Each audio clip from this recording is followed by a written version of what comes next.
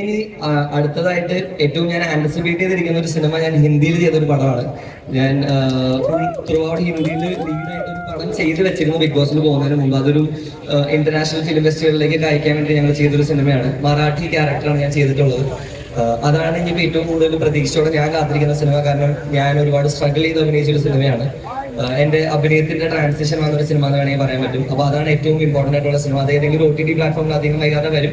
പിന്നെ ഞങ്ങൾ Busan, Sundance എന്നൊക്കെ പറഞ്ഞിട്ട് കുറച്ച് ഇന്റർനാഷണൽ ഫിലിം ഫെസ്റ്റിവലിലേക്കും ഇന്ത്യയിൽ കുറച്ച് ഫിലിം ഫെസ്റ്റിവലിലേക്കൊക്കെ അയച്ചിട്ടുണ്ട്. അപ്പോൾ അത് ഒന്ന് സെലക്ട് ആയി കഴിഞ്ഞിട്ടുണ്ടെങ്കിൽ അതിൽ നിന്ന് രക്ഷപ്പെടും. മലയാളത്തിൽ പിന്നെ ഒരു വെബ് സീരീസ് ഞാൻ ചെയ്തിട്ടുണ്ട്, ഒരു സയൻസ് ഫിക്ഷൻ വെബ് സീരീസ് ചെയ്തിട്ടുണ്ട്. പിന്നെ പത്നിപുരാണമാണ് ഏറ്റവും ലേറ്റസ്റ്റ് റിലീസ് ആയിട്ടുള്ളത്. പത്നിപുരാണം ഒരു ഫീച്ചർ ഫിലിമാണെന്ന് വെച്ചാൽ അല്ലാതെ ഒരു ചെറിയ കുറച്ച് പേരുടെ ഒരു കൂട്ടായ്മയിൽ ഉണ്ടായ ഒരു സിനിമയാണ്. ഷോർട്ട് ഫിലിമായി തുടങ്ങി പിന്നെ ഒരു ഫീച്ചർ ഫിലിമിന്റെ ഏകദേശം ലെങ്ത്തിലേക്ക് എത്തിയ ഒരു സിനിമയാണ് പത്നിപുരാണം. അത്രയൊക്കെയാണ് സിനിമയിലെ വിശേഷങ്ങൾ. പിന്നെ എൻ്റെ അടുത്ത സിനിമ, ഇത് ഞാൻ ഇപ്പൊ പറയേണ്ടെന്ന് വിചാരിച്ചൊരു കാര്യമാണ്.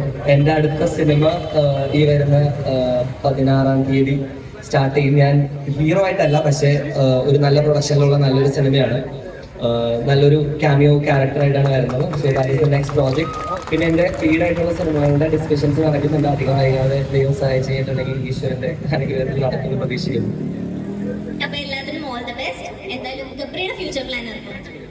ഇനി നമുക്ക് ജാസ്മിന്റെ ഫ്യൂച്ചർ പ്ലാനിലേക്ക് കിടക്കാം. അതായത് ടിക്ടോക്ക് യൂട്യൂബിലേക്ക്, പിന്നെ അവിടെ നിന്ന് ബിഗ് ബോസിലേക്ക്, മൂവീസിലേക്ക് ഉണ്ടാവുമോ? ഇപ്പൊ ഞാനൊന്നും പ്ലാൻ ചെയ്തിട്ടില്ല. ഇൻഷാല്ലാ വരട്ടെ. വരുമ്പം ചെയ്യുമ്പോ ഓരോന്ന് പറയാം. ഇനി അങ്ങനെ പ്രത്യേകിച്ച് പ്ലാൻസ് ഒന്നും എനിക്കില്ല. ജീവിതം എങ്ങോട്ട് പോകുന്നോ അതിനനുസരിച്ച് ഞാൻ പോകുന്നു. അപ്പൊ നമുക്ക് ഇവർക്ക് ഒരു സ്നേഹ സമ്മാനം കൊടുക്കാൻ വേണ്ടിയിട്ട് അൻവർ ഖാനും അയൂബ് ഖാനെയും ഇവിടെ ക്ഷണിക്കുന്നു. ക്വസ്റ്റ്യൻസ് കഴിഞ്ഞിട്ടില്ല, ഇനി നമ്മൾ ക്വസ്റ്റ്യൻസ് കൊണ്ട് വരുന്നുണ്ട്. അൻവർ ഖാനെയും അയൂബ് ഖാനെയും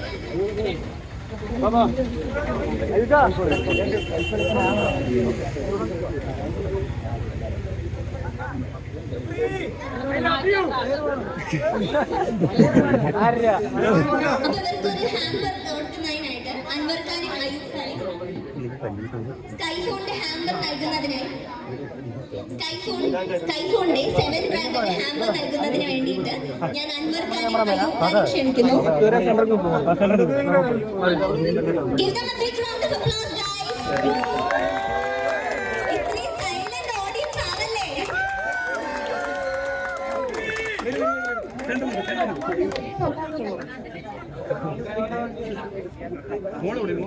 ഇവർക്ക് കൊടുത്തിട്ടുള്ള ഹാമ്പേഴ്സ് സ്കൈഫോൺസിന്റെ 7 ബ്രാൻഡിന്റെ ഹാമ്പേഴ്സ് ആണ്. നല്ലൊരു കൈയടി കൊടുക്കണോ?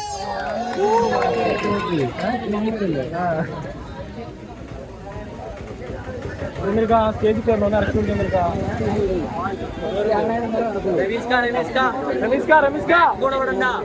ഒന്ന് ഇറക്കി വിളിക്കാൻ ഒന്ന് ഇറക്കി വിടും.